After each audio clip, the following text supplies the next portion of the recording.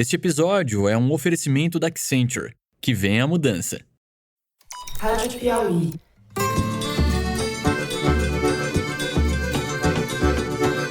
Olá, sejam muito bem-vindos ao Foro de Teresina, o podcast de política da revista Piauí. Como vamos viver, por exemplo, com o fantasma da eleição de 2022? E pedimos ao Tribunal Superior Eleitoral que decida a questão. Eu, Fernando de Barros e Silva, na minha casa em São Paulo, tenho o prazer de conversar com os meus amigos José Roberto de Toledo, aqui pertinho. Opa, Toledo! Opa, Fernando. Opa, Thaís. Eu dizia que tinha dois ansiosos na vida: os políticos e os jornalistas. Sim. Agora eu acho que tem três: os políticos, jornalistas e o mercado. Thaís Bilenque, também em São Paulo. Salve, salve, Thaís. Salve, salve, Fernando, Toledo. Salve, salve, Brasil. Ontem à noite tive pequenos sintomas de gripe e acabei fazendo o teste de Covid para tirar a dúvida e testei positivo. Devo dizer a vocês, ouvintes, que eu estou muito decepcionado com os meus colegas que não estão nem com a camisa da seleção, nem com a sua vuvuzela a postos. Quando vocês estiverem ouvindo, já vai ter sido o Jogo do Brasil, mas eu pensei que eles estivessem mais sintonizados com o clima do país, né? É o máximo que dá pra fazer. É o máximo. Vamos lá. Aos assuntos da semana. O presidente do Tribunal Superior Eleitoral, o ministro Alexandre de Moraes, negou o pedido do PL, partido do presidente Jair Bolsonaro, para que fossem invalidados parte dos votos do segundo turno, sob a alegação de problemas nas urnas eletrônicas. Moraes considerou que, ao recorrer à Justiça Eleitoral para mais uma vez atacar a lisura do processo de votação, Valdemar da Costa Neto, capo do PL, incorreu em litigância de má-fé. Isso acontece quando o juiz entende que a justiça é acionada de forma irresponsável e mal intencionada quando é instrumentalizada para fins espúrios. A multa da coligação que apoiou Bolsonaro foi estipulada em 23 milhões de reais e o fundo partidário dessa coligação, que ainda inclui os partidos PP e republicanos, além do PL, foi bloqueado até que a quantia seja paga. Por fim, Moraes mandou que a Corregedoria Geral Eleitoral instaure um processo administrativo para apurar eventual desvio de finalidade e possível cometimento de crimes comuns e eleitorais referentes às condutas de Valdemar e seus comparsas. Isso tudo acontece num ambiente carregado depois de quase 4 semanas em que se acumularam manifestações nas ruas pedindo intervenção militar no país. Bloqueio de estradas, cenas de agressividade contra a população, atos de crueldade e até atos terroristas, além de muita charopada de fundo religioso, fazem parte do cardápio de sabotagem da democracia por parte de bolsonaristas, em parte financiados por empresários. No primeiro bloco, a gente vai falar disso tudo. No segundo bloco, vamos discutir como anda a transição. Ainda não temos o anúncio do Ministério de Lula e ainda não temos o desenho final da PEC, que vai garantir recursos para o Bolsa Família fora do teto de gastos. A âncora, ou talvez seja melhor chamar de sarcófago fiscal, criado pelo governo Temer e que foi enterrado ao longo dos últimos anos pelo amigo do Toledo, o liberal Paulo Guedes. Enquanto a equipe de transição negocia com o Congresso, o que temos, por enquanto, é terrorismo retórico dos porta-vozes do mercado para que Lula seja um bom menino. Os marmanjos do Centrão, enquanto isso, vão ganhando espaço. Por fim, no terceiro bloco, a gente fala do aumento dos casos de Covid no país. A doença cresceu em todas as regiões e aumentou também a ocorrência de casos graves e internações hospitalares. A cobertura vacinal da população está muito aquém do que seria adequado e ainda não temos a vacina bivalente, desenvolvida depois da variante Ômicron e, portanto, mais eficiente contra as novas caras do vírus. Tá todo mundo sem máscara, todo mundo andando e aglomerando por aí, e não vai ser agora que este governo, que nunca foi responsável no trato da pandemia, vai atuar como se espera de um governo. É isso, vem com a gente.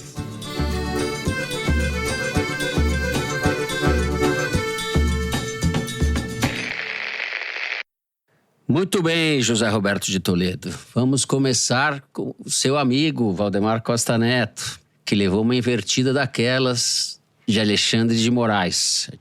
Então, Fernando, O Bolsonaro ficou 20 dias sem trabalhar, né? Pelo menos sem ir ao Palácio do Planalto. Ele já não trabalhava quando ia, então sem ir, então muito menos, né? E durante esses 20 dias, a única coisa que ele fez, aparentemente, foi conspirar. E faz parte dessa conspiração esse recurso ridículo que ele fez à coligação pela qual ele foi candidato, impetrar junto ao Tribunal Superior Eleitoral para tentar melar o jogo, né? Só o segundo turno da eleição. Eles fizeram um relatório Mandrake e isso passou para a mão do advogado do Valdemar da Costa Neto, Marcelo Bessa, que é aquele mesmo cara que planejou toda a prisão do Valdemar, quando o Valdemar foi preso na Papuda e depois mudou de presídio, né? Ou seja, está com o Valdemar há muito tempo. E eles entraram com esse recurso ridículo, querendo que fossem invalidados os votos de 60% das urnas só do segundo turno, por um motivo que não se sustenta. O detalhe é que esse motivo, se valeria para o segundo turno, teria que valer não só para a eleição presidencial, mas para a eleição de todos os governadores, inclusive do governador eleito em São Paulo, Tarcísio, candidato do bolsonarismo, e teria que valer também para o primeiro turno, porque esse suposto problema nos logs das urnas também teriam acontecido no primeiro turno. E quando o PL entrou com esse recurso, essa foi a resposta imediata do Alexandre de Moraes. Falou, olha, ou você faz um apêndice na sua petição, incluindo a votação do primeiro turno, eu vou considerá-la inapta in limine, não vou nem analisar o mérito, eu vou rejeitar. Então, é como se a coligação do Bolsonaro tivesse trucado, né? O que é um blefe, e daí o Alexandre de Moraes pediu 6, e daí, no dia seguinte, a coligação pediu 9, ou seja, redobrou o blefe, dizendo não, é só o segundo turno mesmo e só a votação para presidente. E na quarta-feira à noite, o Alexandre de Moraes pediu 12, que encerra o jogo, né? Dizendo o seguinte, olha, vocês não fizeram o que eu mandei, mesmo assim eu vou dar uma explicação técnica de por que o que vocês estão falando é absolutamente absurdo, nada ali se sustenta. Vocês não incluíram, como eu tinha dito que devia fazer, a votação do primeiro turno e a votação de governador no segundo turno. Portanto, essa é uma litigância de má-fé. Vou mandar instaurar um inquérito criminal contra o Valdemar da Costa Neto e o Carlos Rocha, que deu o parecer técnico. Vou multar os 3 partidos da coligação que apoiaram o Bolsonaro, PL, PP e republicanos, né? Ou seja, o Partido da Igreja Universal, o Partido do Arthur Lira e o Partido do Valdemar da Costa Neto, em 23 milhões de reais, e vou congelar os fundos partidário e eleitoral de vocês até essa história se resolver. Pois bem, várias implicações nisso. Primeiro, segundo Alexandre Rolo, que é um advogado especializado em direito eleitoral e professor universitário, os partidos da coligação do Bolsonaro não podem usar os recursos públicos do fundo eleitoral, muito menos do fundo eleitoral, mas tampouco do fundo partidário, para pagar essa multa de 23 milhões de reais. O que significa que eles vão ter que ou fazer uma vaquinha com os empresários que os apoiam ou tirar do próprio bolso essa grana, esses 23 milhões. Quer dizer, não é um problema pequeno que o Bolsonaro arrumou para o Arthur Lira, para o Valdemar da Costa Neto e para os republicanos da Igreja Universal. Posso te interromper 10 segundos? Por favor. Sobre esse assunto em particular, toda vez que questionam o Valdemar sobre de onde ele tirou dinheiro para pagar essa auditoria do Instituto Voto Legal que fez o relatório e quanto custou, ele não revela o valor e ele frisa que o dinheiro foi tirado das doações de pessoa física, sobretudo do agronegócio, para a campanha do Bolsonaro no segundo turno. Por isso que ele justifica que só pode invalidar as urnas do segundo turno, porque só tiveram dinheiro para fazer no segundo turno e que era de pessoa física, já antevendo que poderia vir uma pena como essa que o Alexandre de Moraes quer impor. Sim, mas nada disso faz sentido, né? Primeiro porque o dinheiro vem de um caixa único, o dinheiro não tem carimbo. E ele não deu publicidade. De qualquer forma, é o que ele responde quando é confrontado. Mas, assim, ele não apresentou nenhum recibo. Mas o parecer técnico tem alguns problemas que a gente vai ver agora, que é o seguinte. Primeiro, o Carlos Rocha deu 2 entrevistas muito infelizes. Uma, ele disse que tinha pego um servicinho que não imaginava que ia dar nisso, daí questionado pelo repórter sobre os votos, ele falou, não, eu não falei nada sobre voto. Não, mas o advogado falou, mas vai lá, eu não falei nada, quer dizer, nada se sustenta, nada para em pé.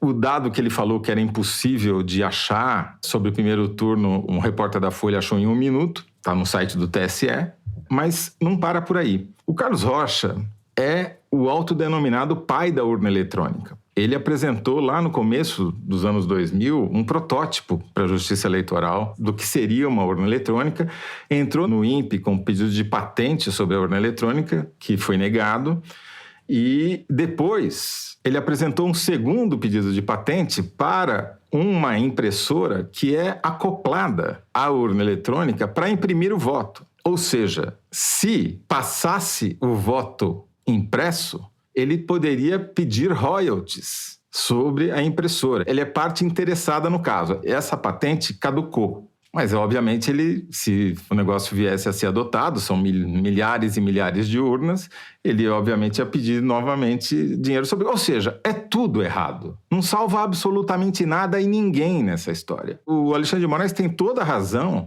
em multar pesadamente, como fez, e em mandar fazer um inquérito criminal, porque os interesses são inacreditáveis nessa história, né? Então, essa história vai continuar, porque cabe recurso ao Pleno do Tribunal Superior Eleitoral. Então, embora ele já tenha liquidado a polêmica no que ele podia fazer de cara, essa história a gente ainda vai ter que cuidar dela, tratar dela em foros futuros. Mas eu vejo que ela vai ter muitos desdobramentos políticos, mas eu vou deixar para a Thaís falar. Porque, do ponto de vista do Bolsonaro, a confusão está feita, né? Ele pode usar essa decisão do Alexandre de Moraes em seu favor, ou seja, para jogar mais água no moinho do golpismo, né? Falar que ele está sendo perseguido, etc. Thaís Bilenque. Conversei com um ministro de Corte Superior que trabalhou com Alexandre de Moraes e conhece os seus métodos. Ele diz que o Valdemar está brincando com fogo porque, além de ter que pagar a multa, ele ainda corre o risco de ser efetivamente preso. Moraes pode mandar, por exemplo, tirar cópias desse processo no TSE, remeter para o Supremo Tribunal Federal e pensar, por exemplo, ao inquérito de ataques à democracia e responsabilizar o Valdemar por alguma coisa ali. Segundo interlocutores do Valdemar, claro que ele sabia que tomaria uma porrada do Alexandre de Moraes. Eu conversei com uma pessoa ligada ao Valdemar às 8 horas da noite e ela estava aliviada e comemorando que o Moraes ainda não tinha reagido com a mesma velocidade que tinha na véspera. Você conversou com uma pessoa 15 minutos antes do necessário, né? Mas aí eu voltei a ela depois e tinha mudado, porque eles estavam, assim, de alguma forma, depois que veio a porrada, não gostaram do tom irônico que eles viram na decisão do Moraes. Mas o fato é que o Valdemar não é nenhum desavisado. Ele fala regularmente com ministros do Supremo Tribunal Federal, por exemplo, o Gilmar Mendes, com quem ele falou nessa segunda-feira, sinalizando que não botava fé nessa auditoria, mas tinha que fazer. Ele fala com o Gilmar Mendes toda semana, praticamente. Com o Toffoli, da mesma forma. Até com o Alexandre de Moraes, ele fala regularmente. Só desde o segundo turno é que o contato deixou de acontecer porque a relação ficou tensa, segundo pessoas ligadas ao Valdemar. O que está na conta do Valdemar? Por que ele toma uma iniciativa como essa, sabendo dos riscos que ele corre? Ele está pagando uma dívida ao Bolsonaro pela eleição da maior bancada da Câmara. Ele já tinha se comprometido com a agenda golpista do presidente desde que eles selaram um acordo para as eleições lá atrás. E mesmo que ele faça o circo só para acalmar os malucos, como eles falam, ele está sim conspirando contra a democracia, segundo o Alexandre de Moraes. Então, qual é o custo e benefício que ele está sopesando aí nessa iniciativa que ele toma? Ele vai ter que pesar, de um lado, os processos aos quais ele vai responder com a manutenção da bancada bolsonarista. Tem 40 deputados radicais na bancada de 99 deputados do PL, que ele quer assegurar não só para manter a força dele na Câmara dos Deputados, ocupar postos importantes por ter a maior bancada, mas, sobretudo, é para segurar o fundo partidário com eles. Porque se essa turma toda deixa o PL para fazer outro partido, para ir para outro, não importa, vai ter uma briga de... Eles não levam dinheiro. Não tem precedente. No PSL eles não conseguiram. Mas o que o Valdemar tem que assegurar é que no caso dele também não. Porque a legislação atual diz, a bancada que foi eleita é a que dá o dinheiro no fundo. Mas ele mas é a bancada que foi eleita, exatamente. Eles foram eleitos pelo PL, então já tem jurisprudência. Essa é a jurisprudência. E ele quer se assegurar de que ele não corre o risco de perder esse cofre que eles calculam no entorno do Valdemar de R$1 bilhão só em fundo partidário em 2023. E eu vou acrescentar mais uma razão, Thaís. O Valdemar sabe o que ele fez no verão passado. Ele sabe quem ele nomeou no governo Bolsonaro. Sabe que nomeou gente para o Banco do Nordeste, sabe que nomeou gente para o Fundo Nacional de Desenvolvimento da Educação, FNDE. Pelo menos uma dessas pessoas foi demitida sob suspeita de corrupção. Ele sabe que o Bolsonaro sabe. Então ele sabe que ele poderia tomar uma investigação da Polícia Federal nesses dias que restam do governo Bolsonaro. Então ele estava sendo chantageado, provavelmente. E isso explica esse comportamento suicida que ele teve. Valdemar é um pilantra em apuros atualmente.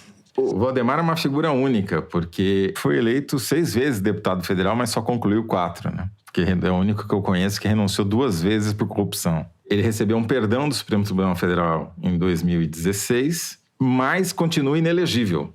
Ou seja, ele está sem mandato porque o perdão não compreende a elegibilidade. E ele é tão único que mesmo quando ele estava totalmente sumido, submerso, ele não era presidente formal do PL, mas era quem mandava no PL, mesmo sem estar no cargo de presidente do PL. Ele é único em tudo isso. E é o único que eu conheço, Thaís, que eu lembro assim, que renunciou 2 vezes por corrupção. Não foi uma, foram 2. É um caso único mesmo. O Zé tá falando de corrupção que nem o Moro. Corrupção.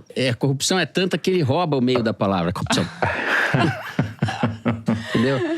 Eu queria, inclusive, fazer aqui uma retificação, porque o Toledo, em um dos programas em que a gente se aprofundou no tema Valdemar Costa Neto, disse que ele era governo, sempre foi governo, e eu falei, não, calma aí, no governo Fernando Henrique, ele foi oposição. Bem, sim, ele foi de fato, mas ele só foi oposição porque o Fernando Henrique achava que os pedidos dele eram chantagistas demais e que ele só queria coisa, e que ele estava querendo aprontar demais e por isso não aceitou, né, as ofertas prestimosos ele ficou de um ano serviços. no governo, né? O primeiro ano do governo Fernando Henrique, ele fazia parte da base. Só foi para oposição depois que teve esse rolo aí.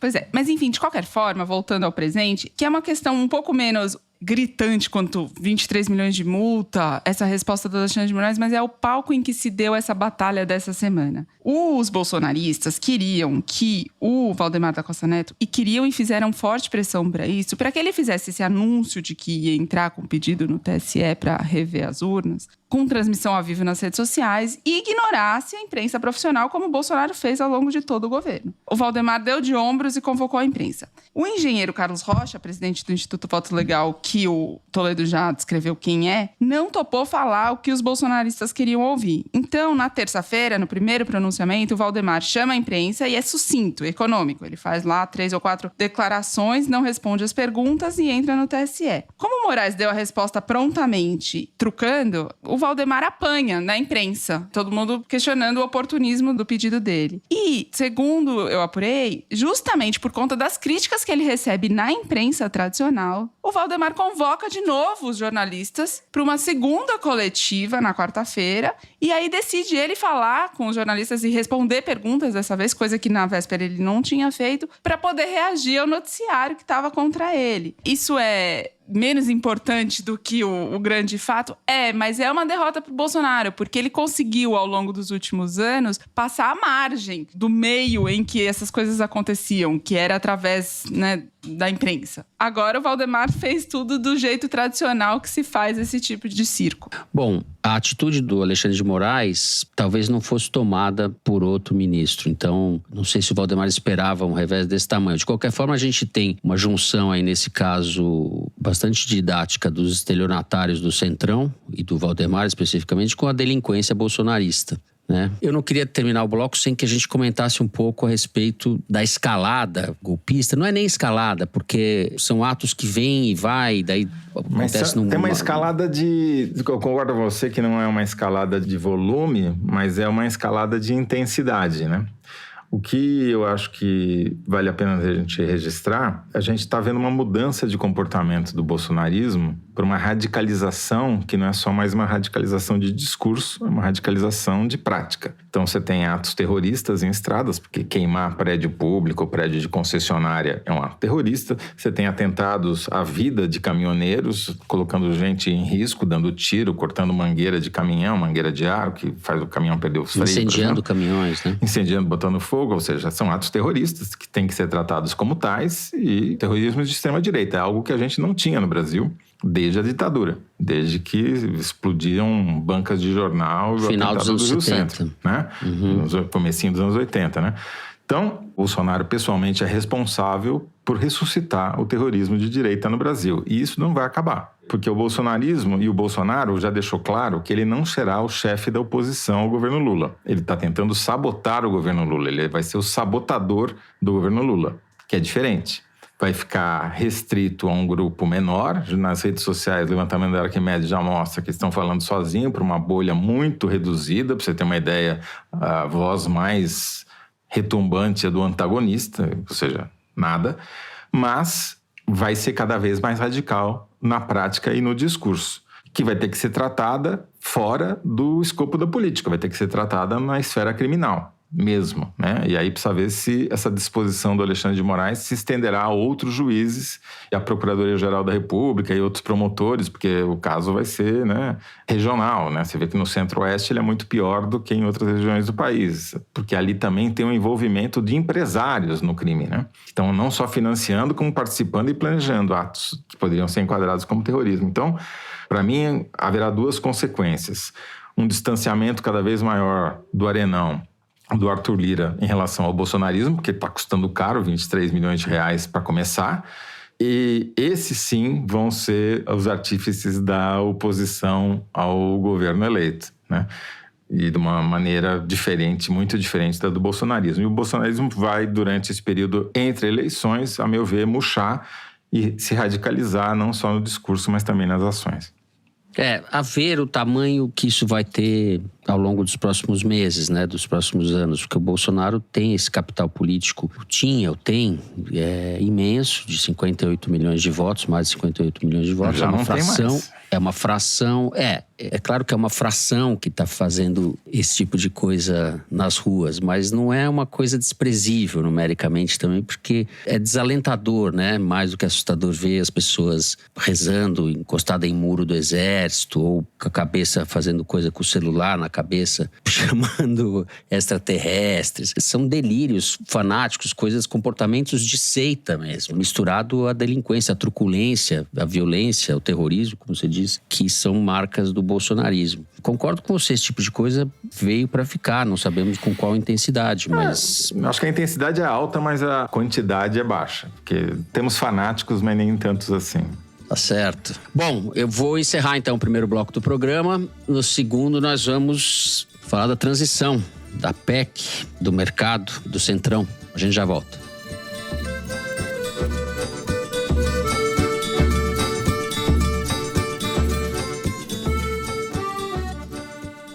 Se você acha que o 5G vai servir para melhorar a qualidade das chamadas de vídeo ou para assistir séries em 4K no celular, você só viu o trailer. Na verdade, o 5G vai ajudar a conectar não só pessoas, mas vai principalmente conectar as máquinas. Isso já está acontecendo hoje lá na fábrica da Stellantis, em Pernambuco, e com a ajuda da Accenture. Vamos lá, né? O 5G, ele traz consigo alguns benefícios, como a questão de latência, em termos de alta velocidade.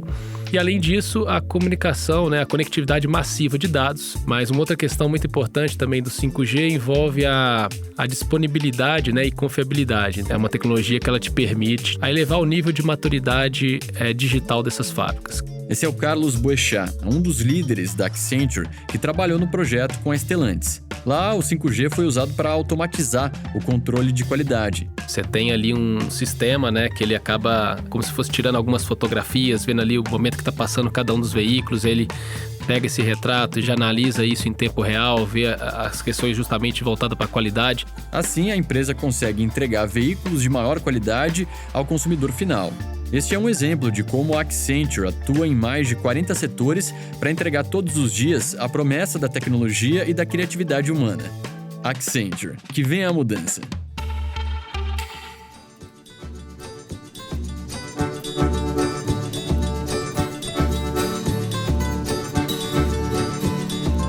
Muito bem, Thaís Bilenque. Está sendo negociada entre o governo, entre a equipe de transição e o Congresso, os termos dessa PEC. A notícia que se tem desde ontem, quarta-feira, é que o dinheiro destinado ao Bolsa Família seria reservado por 2 anos e não pelos 4 anos, como queria inicialmente o Lula, o governo Lula. O que a gente tem de novo nessa negociação com o Centrão e o que eles estão aprontando? O Lula, Fernando, queria uma PEC ambiciosa. Assim que ele vence a eleição, ele queria não apenas os aumentos do Bolsa Família que ele prometeu na campanha, como ainda tirar o programa do teto de gastos de forma permanente, para, nos argumentos dele, voltar a ser uma política de Estado e não de governo. Ele queria ainda decidir para onde iriam os 100 bilhões de reais que estavam previstos para o Bolsa Família no orçamento do ano que vem e que vão ficar livres. O Congresso falou, opa, aqui não, quem manda é a gente, quem decide para onde vão esses 100 bilhões somos nós, você só aprova aí os 70, 80 bilhões que faltam para dar o complemento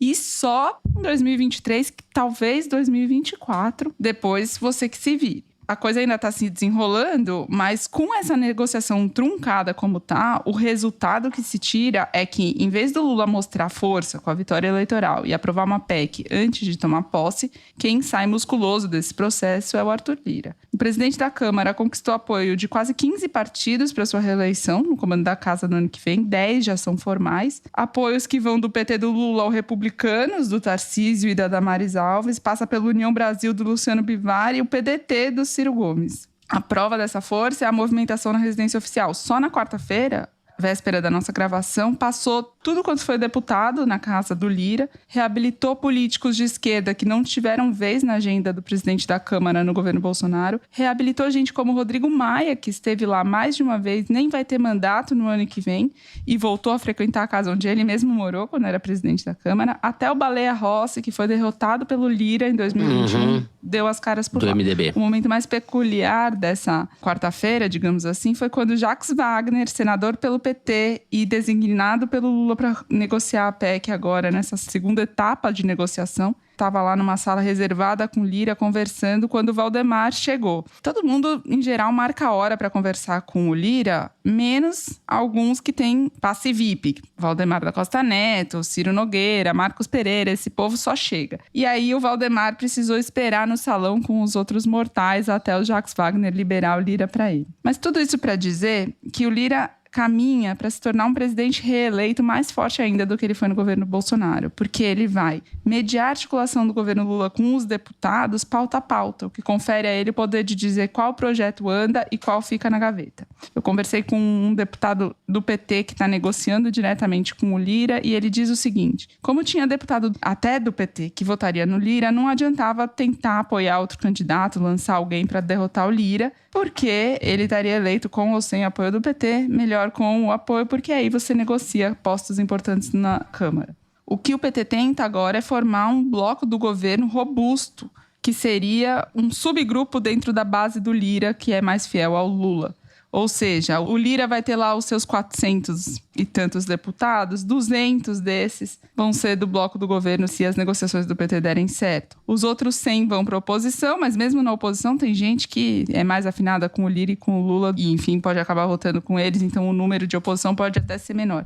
O que não está sendo negociado publicamente nessa história toda é o orçamento secreto. E esse negociador do PT com quem eu falei disse que isso nem sequer está na pauta. Bom, supondo que seja verdade, só supondo, se o PT apoia o Lira sem falar de orçamento secreto, ele está avalizando o poder do presidente da Câmara de decidir para onde vai boa parte dos 20 bilhões de orçamento secreto do ano que vem. Na campanha, o Lula chegou a dizer que ia acabar com essa farra das emendas do relator, depois atenuou a fala, disse que ia precisar impor alguns critérios e até agora ele não fez nada para mudar a realidade do orçamento secreto. O que faz com que o povo que fez o L de Lula com as mãos na campanha agora esteja fazendo o L de Lira mesmo. Ai, ai. Que tristeza é o Brasil, como diria aquele outro, né? Que tristeza. Até esqueci o nome do rapaz, do novo. Zé, enquanto isso, a Faria Lima... Não, eu não vou nem entrar na Faria Lima, porque vocês aí não entendem nada desse assunto, então não vale a pena falar sobre eles. Mas eu tenho uma visão um pouco diferente da Thaís. Diga lá. Lula, o governo de transição tinha um problema gravíssimo, que é o seguinte: você tinha um rombo nas contas públicas de 2023 que podia inviabilizar o governo antes dele tomar posse, né? Você não tinha dinheiro para pagar nada, inclusive os R$600 do Auxílio Brasil que o Bolsonaro... Foi uma armadilha que o Bolsonaro deixou e que podia liquidar o governo realmente antes de 1º de janeiro.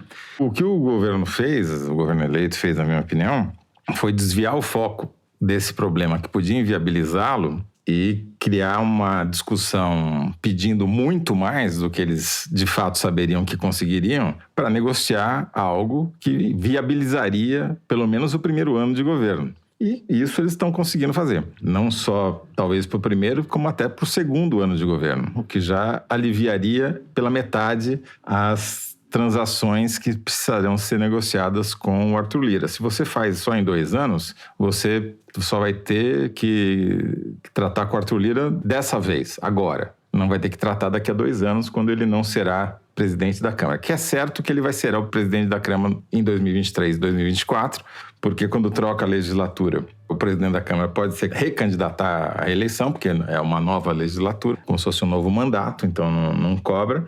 Então, do ponto de vista do governo, ele sabe que vai enfrentar um Arthur Lira muito forte, como a Thaís já descreveu. Se você não pode derrotá-lo, junte-se a ele. Foi o que o PT fez logo de cara, nem sequer cogitou em lançar uma candidatura paralela. Na verdade, apoiou o Lira antes até do União Brasil. Enfim, a minha leitura é a seguinte: se a PEC passar, nos termos que passar, já terá sido uma grande vitória para evitar que o governo acabasse antes de começar. Se passar tendo o dinheiro do Auxílio Brasil e essa grana que não é só do Auxílio Brasil, é de outros projetos sociais também, fora do teto por 2 anos, terá sido uma enorme vitória, apesar de ser lido eventualmente como uma derrota. Porque você só vai ter que negociar com o Arthur Lira agora, não vai ter que negociar com ele 4 vezes ao longo do mandato, né? No PT, a leitura é essa também, ele pede 200 para levar 100. Sim, mas era desde o começo, né? A gente falou isso aqui. O pessoal da Faria Lima que não entende nada de política, que ficava, né, especulando lá e tal, sobe o dólar, cai a bolsa, parará. Mas é óbvio que você não começa uma negociação para comprar um carro usado do Arthur Lira pedindo o valor correto do carro, né? Você pede mais, negocia para levar menos. É assim que funciona a política, qualquer um sabe, né? Menos na Faria Lima, porque eles não compram carro usado, né? Só compram carro novo.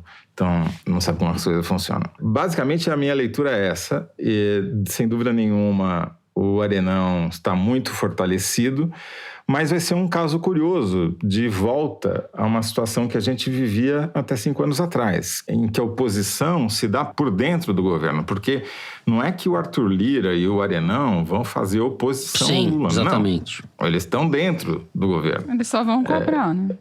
Não, exato, mas aí é uma questão de preço, entendeu? Não é uma questão de você vai entregar ou não vai entregar.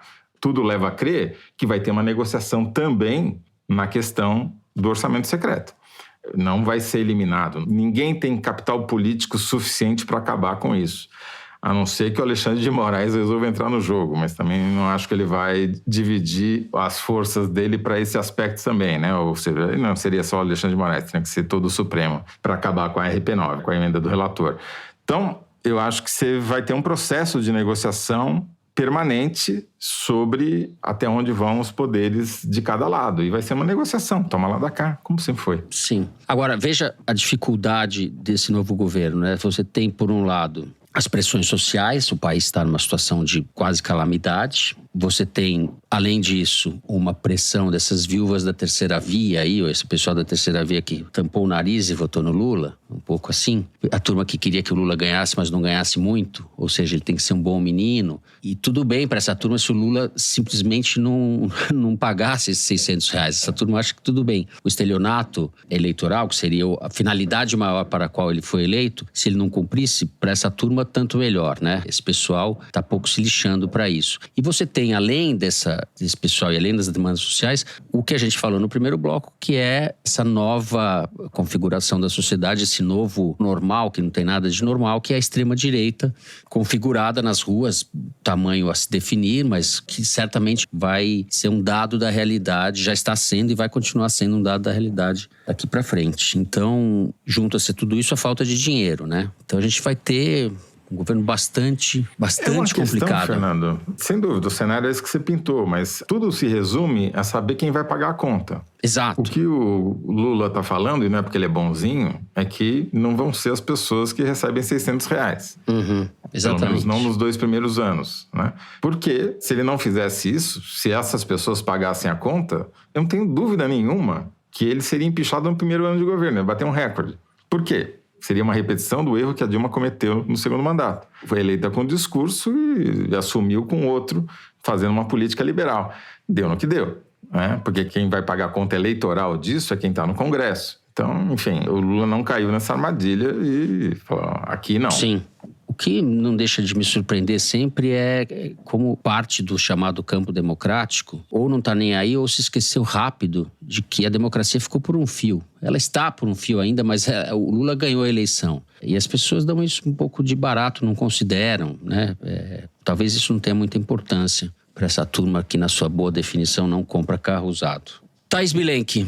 Olha, uma nota final aqui é só que o bolsonarismo, não só das ruas, mas o de Brasília também, configura dificuldades para o Lula no Senado, por exemplo, onde o governo não vai ter maioria, vai precisar construir. Já deu demonstrações na negociação dessa PEC da dificuldade que vai ser isso. Eles não conseguiram avançar como se conseguiu na Câmara com essa articulação do Lira. Então, eu concordo com você. Eu acho que vai ser um cenário que vai ser puxado. Por isso, essa expectativa do Ministério do Lula para saber quem que vai estar na linha de frente para destravar esses nós. Vai ser puxado. Vamos encerrando o segundo bloco do programa por aqui. Vamos direto para o número da semana. É o número que é tirado da seção Igualdades do site da Piauí. Diga lá, Mari. Qual é o número? Fernando, o número da semana é 349,90. O torcedor brasileiro precisa de R$ 349,90 para comprar uma camisa oficial da seleção. Isso equivale a 28,9% do salário mínimo atual. Entre as seleções campeãs que vão participar do Mundial, sem contar a Itália, que ficou de fora, o Brasil tem a segunda camisa mais cara em relação ao salário mínimo. A mais cara mesmo é a da Argentina, que para comprar você precisa gastar 29,4% do salário mínimo. Mas eu deduzo que isso foi antes da derrota para a Arábia Saudita. O Igualdades dessa semana traz curiosidades sobre a Copa do Catar.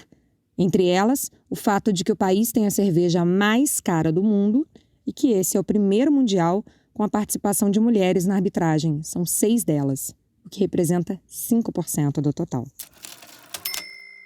Muito bem. Camisa brasileira, quanto tá a camisa? R$349,90, é isso? R$350. Que isso? Só que não tem, né? Além de tudo, só tem as falsificadas. Né? Querem cerveja, a minha parte. Não é à toa que a CBF não larga o osso do contrato com a Nike. Agora, falando um pouco, eu realmente não consigo usar uma camisa dessa de jeito nenhum. Eu me senti sei lá o quê. Não consigo. Thais Bilenque já comprou a dela. Ela não tá querendo pôr aqui pra não chocar a audiência. Epatê le bourgeois. Não vai pôr, Thaís? Opa, eu vou pegar minha cornetinha, minha vuvuzela, minha camiseta oficial de R$350, a cerveja cara lá do Catar, e vou ver todos os jogos no Percum. E depois se ela eu tivesse vai comprar a camisa, sei lá, ia fazer camisa de Senegal, pegar uma camisa assim. Mas é mais divertido nas atuais circunstâncias.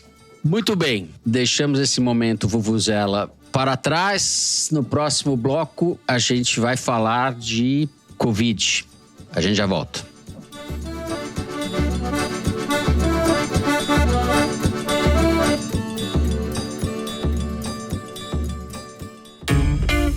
O novo podcast original da Rádio Novelo foi criado para ser o seu porto seguro de boas histórias, com o mesmo compromisso jornalístico que você já conhece.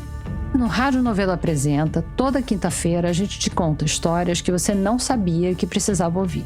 Boas histórias de tudo quanto é tipo, contadas por muitas vozes e apresentadas por mim, Branca Viana. Rádio Novelo Apresenta. Siga o podcast na sua plataforma preferida e fique com a gente.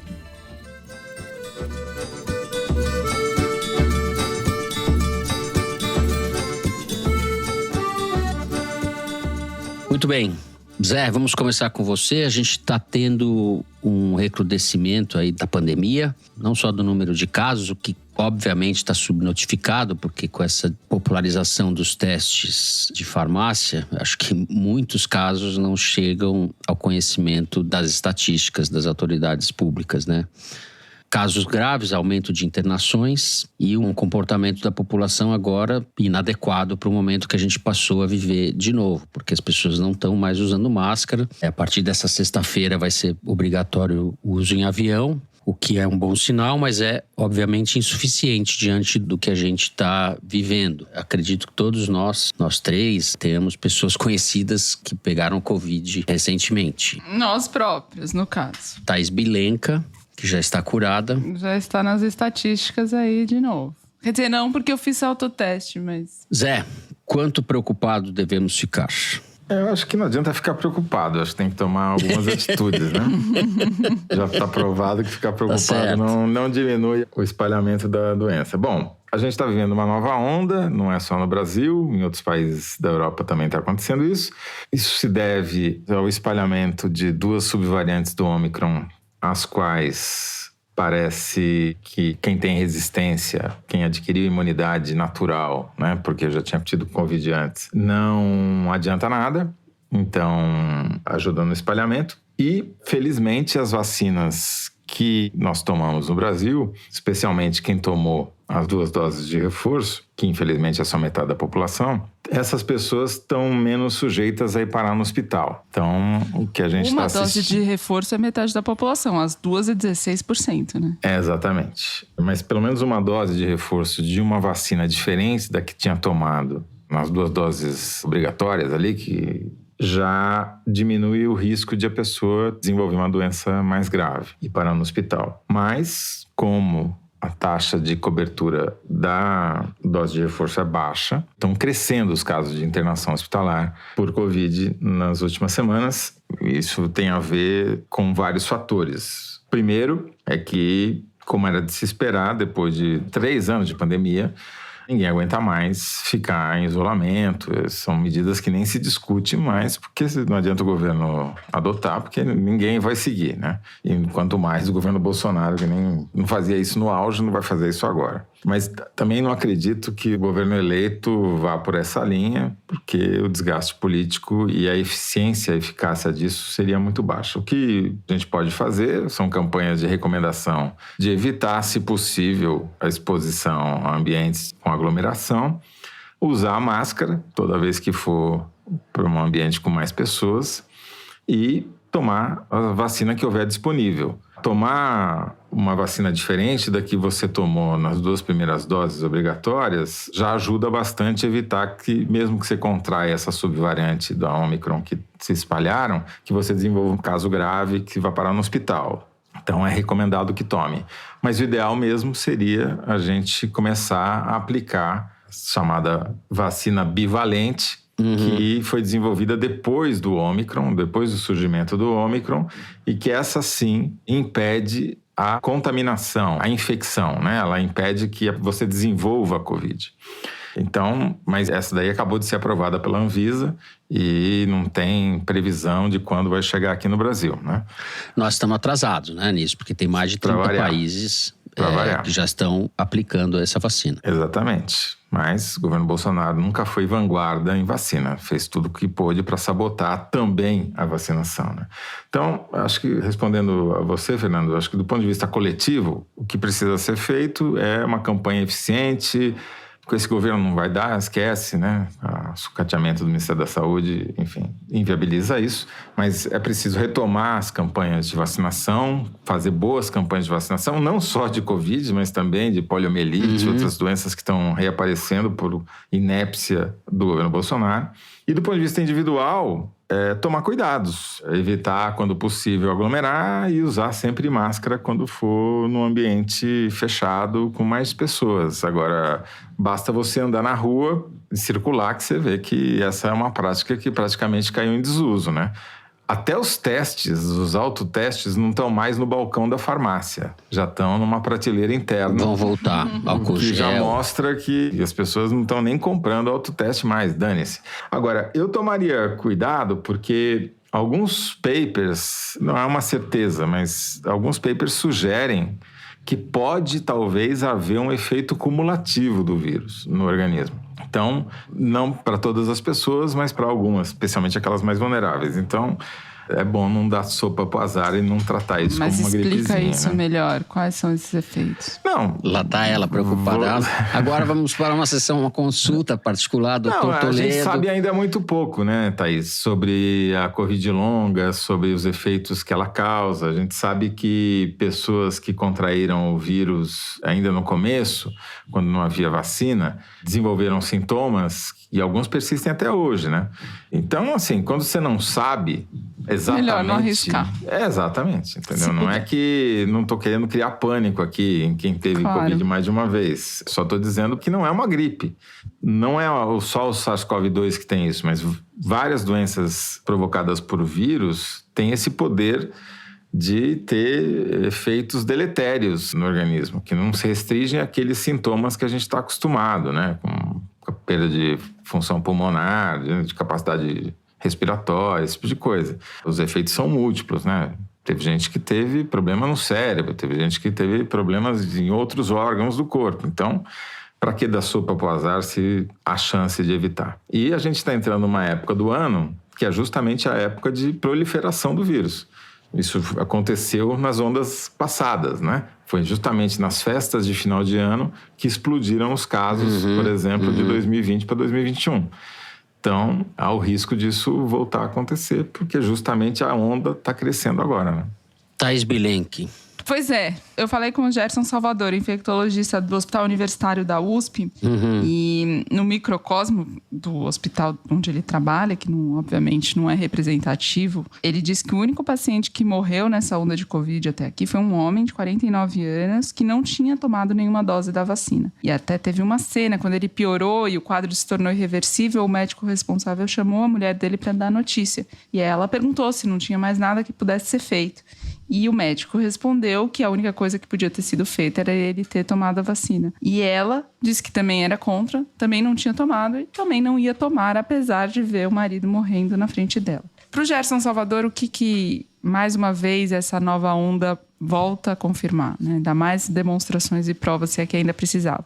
Que a imunidade de rebanho não funciona. O Onyx Lorenzoni, que foi candidato do Bolsonaro a governador do Rio Grande do Sul, voltou a dizer que não tomou vacina porque era melhor se infectar. Então é uma coisa que continua se propagando, né? Mas mesmo o ministro da Saúde da Alemanha, um ano atrás, em novembro de 2021, quando surge a Omicron, quando ela é detectada, diz que ela podia ser um presente de Natal antecipado, que poderia acabar com a pandemia. Então, essa onda, segundo o Gerson Salvador, mostra que não é possível interromper a circulação do vírus e indica também que provavelmente novas ondas virão.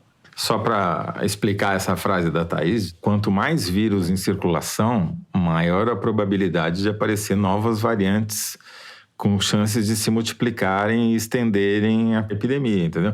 A tendência é virar, no médio prazo, que a gente não sabe quando é o médio prazo, né? Pode ser daqui a 1 ano, 6 meses ou 10 anos, é virar endêmico. Mas quanto mais a gente demole, quanto mais o vírus circular, quanto mais ondas novas aparecerem e mais subvariantes acontecerem, surgirem e se multiplicarem, mais tempo a gente vai viver esse inferno.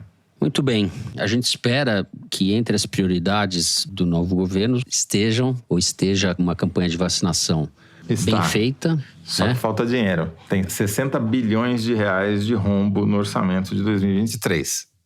De qualquer jeito, esse dinheiro vai ter que ser arrumado. E além de campanha de vacinação, campanha de esclarecimento de como as pessoas devem se comportar e, eventualmente, mais do que de esclarecimento, de orientação ou de determinação de certas restrições de circulação, que é o que resolve, a gente sabe, além da vacina. E vacina pediátrica que está aprovada pela Anvisa há meses e que não chegou no braço dos bebês, né?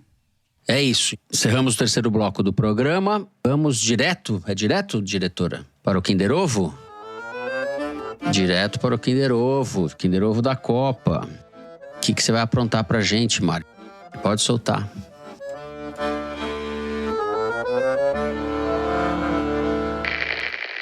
Pessoal, acabei de ter uma agenda com o presidente Bolsonaro. Essa notícia que está veiculada, espalhada em todo o Brasil, de que ele está internado, de que ele foi internado. É o sanfoneiro? Com dores abdominais. É fake. É o sanfoneiro. O presidente está bem, obrigado. O presidente está se recuperando do problema que ele teve o Gilson Machado. E quero dizer o seguinte, Gilson Machado não é o presidente não parou de trabalhar um segundo. É o sanfoneiro. Desses dias. O presidente trabalha 18 horas por dia e eu sou testemunha disso.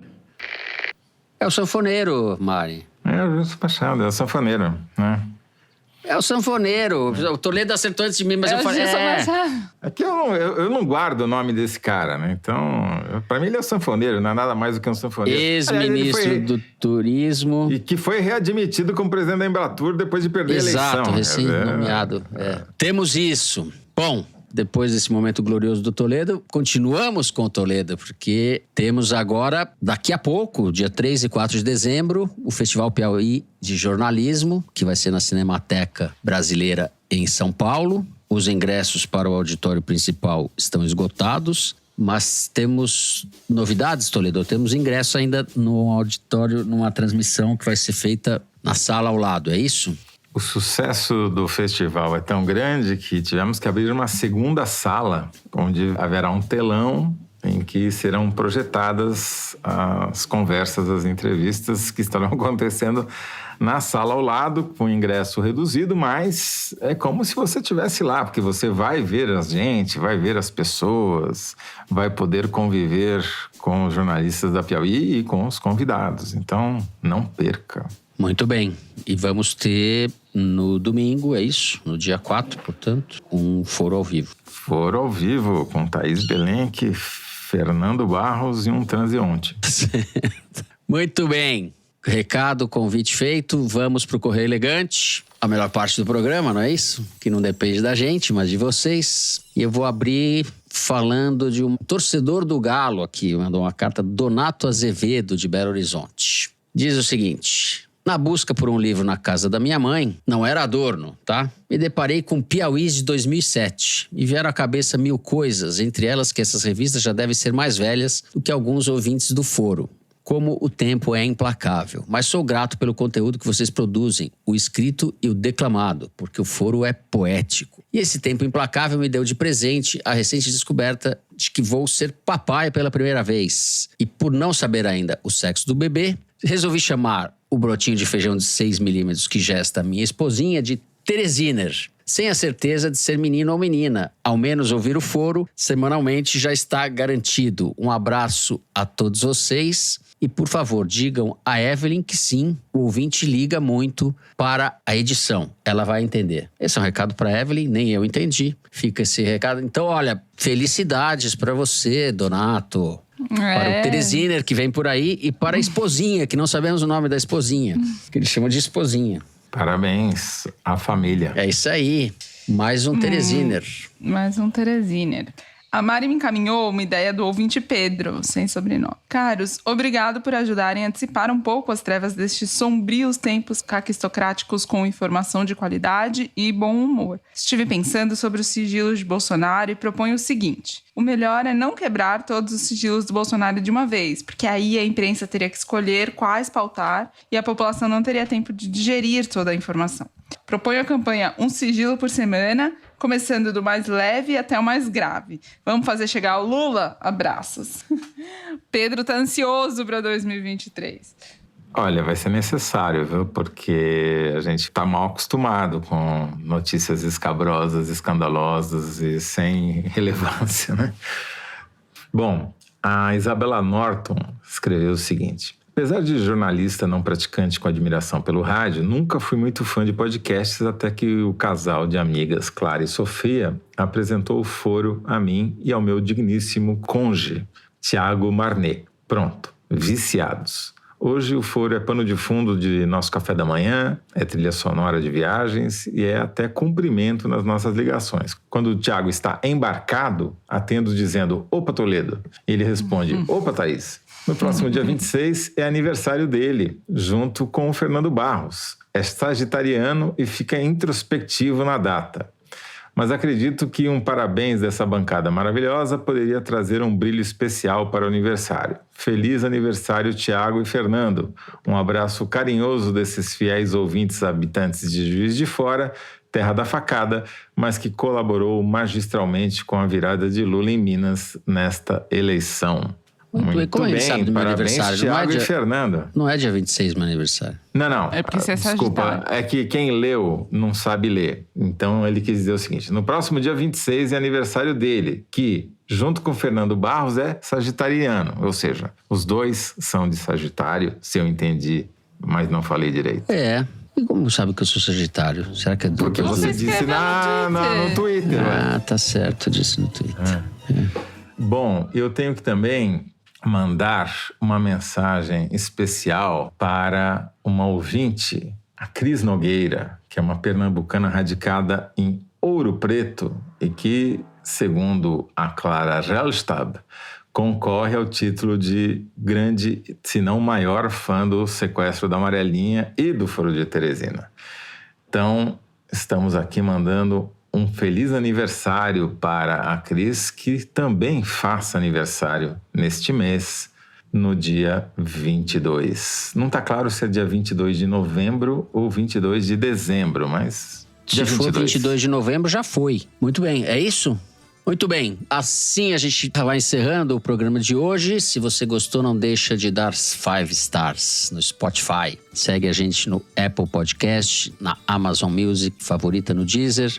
Se inscreva no Google Podcast, no Cashbox ou no YouTube. Eu mesmo já fiz tudo isso. O Foro de Teresina é uma produção da Rádio Novelo para a revista Piauí, com a coordenação geral da Evelyn Argenta. A direção é da Mari Faria, a produção é da Amanda Gorziza, da Maria Júlia Vieira e do Thales Braga. O apoio de produção é da Fecris Vasconcelos, que também faz a coordenação digital junto com a Juliana Jäger. A edição do programa é da Evelyn Argenta e do Thiago Picado. A finalização e a mixagem são do Luiz Rodrigues e do João Jabassi, que é o intérprete da nossa melodia tema, composta por Vânia Salles e Beto Boreno. A Mari Faria edita ainda os vídeos do Foro Privilegiado, o teaser que vai ao ar nas redes da Piauí. A nossa checagem é do João Felipe Carvalho e a ilustração no site do Fernando Carval. O foro foi gravado nas nossas casas. Eu me despeço assim dos meus amigos. José Roberto de Toledo.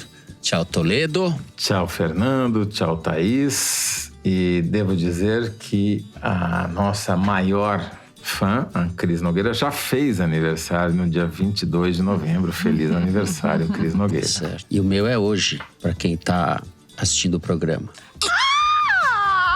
Guardou pro final. Mas essa parte vocês não precisam pôr, né? Não, precisa dizer. Feliz aniversário para Fernando Barros. O mais famoso sagitariano do Twitter. Abafa o caso. Vamos fazer uma pastoral seu de presente. Tchau, Thaís Bilenque. Pode ir lá ver Ucrânia e Itália na Copa. Agora, meio-dia tem Ucrânia versus Itália. Eu volto com seu mapa astral semana que vem. O Fernando pediu o presente de aniversário dele pro Neymar. Opa, tá certo. E pior que eu vou torcer pro Brasil. Uma vergonha, mas eu vou. Tá bom, então é isso, gente. Boa semana a todos. Até semana que vem.